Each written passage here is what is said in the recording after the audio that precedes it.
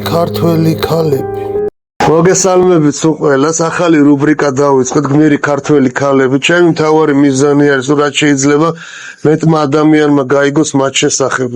განსაკუთრებით მინდა მომავალმა თაობამ, ახალგაზრდებმა იცოდნენ თუ როგორი ძლიერი ქალბატონები ყავდა, როგორი ძლიერი დედების აღზრდილი შვილები ვართ, რა როლი ეკავა ქართველ ქალს საქართველოს ისტორიაში და საზოგადოებაში. მათი დიდი დამსახურება რომ არის დღეს ჩვენ აქამდე რომ მოვახციეთ.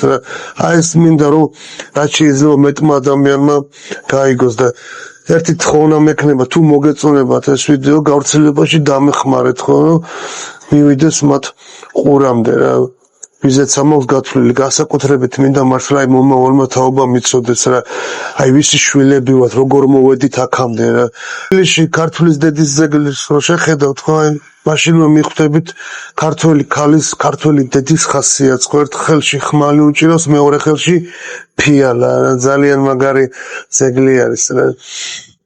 ქართველ ქალს ყოველთვის დიდი როლი ეკავა საქართველოს ისტორიაში. მათი დამსახურება დღეს ჩვენ აქამდე რომ მოვაღწიეთ რა. გადაგვირჩინა თაობები, ხო? ქართული საზოგადოება ყოველთვის დიდ პატივს სცემდა ქართველ დედას.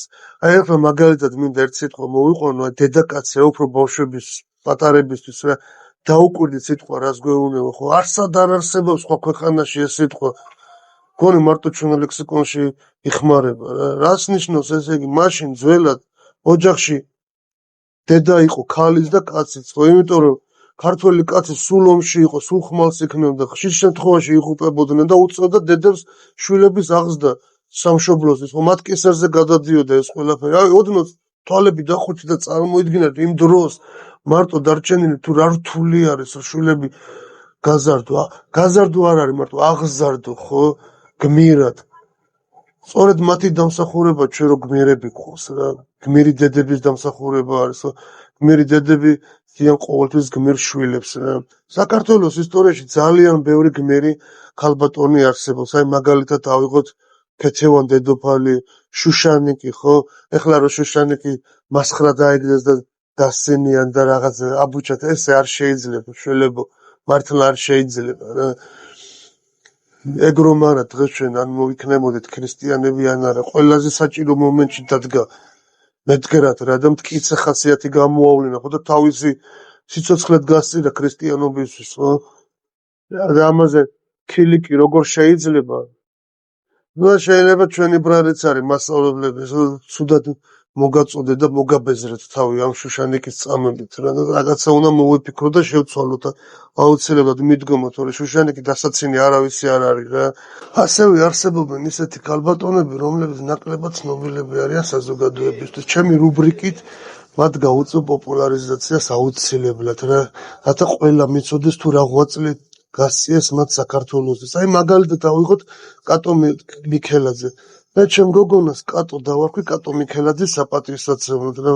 ესეც კატოა ესეც მიქელაძე და მინდა მისნაირი ჭკვიანი განათლებული დამოუკიდებელი ძლიერი შვილი გაიზარდოს და ემსახუროს საქართველოს და გამოადგეს მისი ცოდნა ჩვენ ქვეყანას ახლა არ გამიბრაზდები და არ მიწყენთ ცოტა სუბიექტური ვარ ამ თემაში დღევანდელი დღე პირველი ეპიზოდი ჩავწერე კატო მიქელაძეზე მას მიუძღვენ და მინდა რომ კატო მიქელაძის შესახებ გაიგოს სულ ყველა თითქმის ყველა მიქელაძემ უნდა იცოდეს და ყველა ქართველმა უნდა იცოდეს მის შესახებ ძალიან მაგარი გოგონა იყო ძალიან ნიჭიერი და კარგი შვილი იყო ეს ახლანდელ ფემინისტებს კი არ გავდა ის რაღაცა სწავლული გოგო იყო ძლიერი გოგო იყო და დაელოდეთ ახლა მოусმინეთ რეპორტაჟი. კატო მიქელაძე დაიბადა 1878 წლის 18 სექტემბერს სოფელ კულაში. ჩემი კატო დაიბადა 10 სექტემბერს. 1900 წელს ამთავრებს სამინაო ინსტიტუტს და სამუშაო ცხინვალში მიემგზავრება, სადაც მესამე დასალებს უახლოვდება და რევოლუციურ მოძრაობაში ერთვება. 1903 წელს წერა-კითხვის გამავრცელებელი საზოგადოება მას მოსკოვში გზავნის პედაგოგიურ კურსებზე სასწავლებლად. 1906 წელს სწავლას ბრიუსელში აგრძელებს სოციალურ-პოლიტიკურ მეცნიერებათა ფაკულტეტზე. შემდეგ პარიზში გადადის საცხოვრებლად 1916 წლამდე, სადაც ქალთა მოძრაობის გამოცდილებას იღებს, ევროპულ გამოცდილებას. საქართველოში დაბრუნებულმა კატომ ქალთა სამოქალაქო პოლიტიკური უფლებებისთვის დაიწყო ბრძოლა. 1917-1918 წლებში დაარსდა ქალთა ლიგა, რომელიც დასავლეთ საქართველოს ყველა რაიონის წარმომადგენელ ქალს აერთიანებდა. პარალელურად გამოსცემდა გაზეთს ხმა ქართველი ქალისა, სადაც საკუთარ აზრებს ამჟღავნებდა.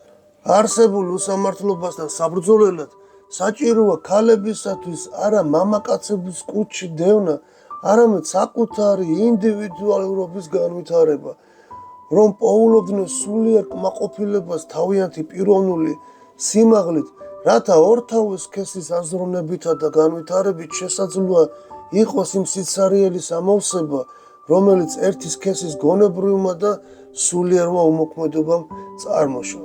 და როდესაც ჩვენ უფლებებისთვის მებრძოლი ქალები მოვითხოვთ ეროვნულს და მოქალაქეობრივ ყველა უფლებას და ვებრძვით ქალთა ადამიანური უფლებების მტრებს, ჩვენ ვებრძვით არა ადამიანს მამაკაცის სახით, არამედ იმ ტრადიციულ უსამართლობას, რომელიც მამაკაცსა და უმრავლესობას შეუთვისებია და რომელსაც მიყავს ერის ნახევარი ნაწილი გონებრივ და სულიერ გამოფიტვამდე. ჩვენ არ გვსურს ამ დუღჭირ მდგომარეობაში დარჩენა და რაც არ უნდა მოხდეს, თავი უნდა გავითავისუფლოთ მისგან. კატო მიქელაძე ქართული სუფრაჟიზმის ფუძემდებელია. ის ქალებისთვის საარჩევნო უფლებების მინიჭებას ითხოვდა. 1917 წლის 19 ნოემბერს მაშინდელი სახაზინო თეატრში გამართულ ეროვნულ ყრილობაზე კატოს სიტყვის წარმართვის უფლება არ მისცეს და მან ეს სიტყვა წერილის სახით გამოაქვეყნა.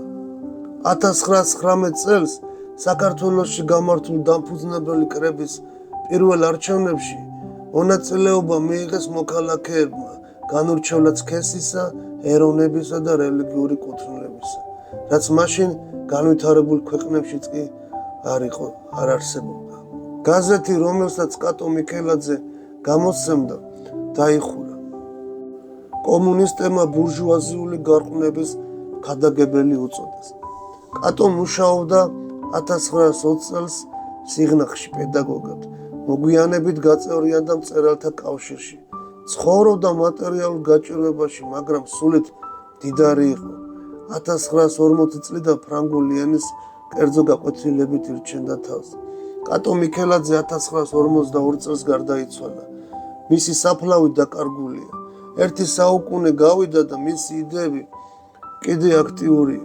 2013 წლიდან კატო მიქელაძის სახელობის პრემია დაწესდა, რომელიც ყოველწლიურად ქალთა ამ სიუჟეტისთვის დიდი მადლობა პირველ არხს, მათგან დაუკითხავად ავიღე, მაგრამ არ გამიბრაზდებიან, იმედია. აი ესეთი ყოჩაღი გოგონა ყავდა მიქელაძეს, ქართველებს, კატო მიქელაძე. როგორ მოგეწონათ, კომენტარებში დაწერეთ თქვენი აზრი და შემდეგი ვიდეო ვიზეთ ჩავწერეთ, ეგეც თუ გაქვთ სურვილი დამიწერეთ რა და არ დაგავიწყდეთ რა, მოიწონოთ ვიდეო და დამეხმარეთ გავრცელებაში. რა თქმა უნდა, თუ მოგეწონათ, ხო? აბა კარგად ბრძანდებოდეთ მომავალ შეხვედრამდე.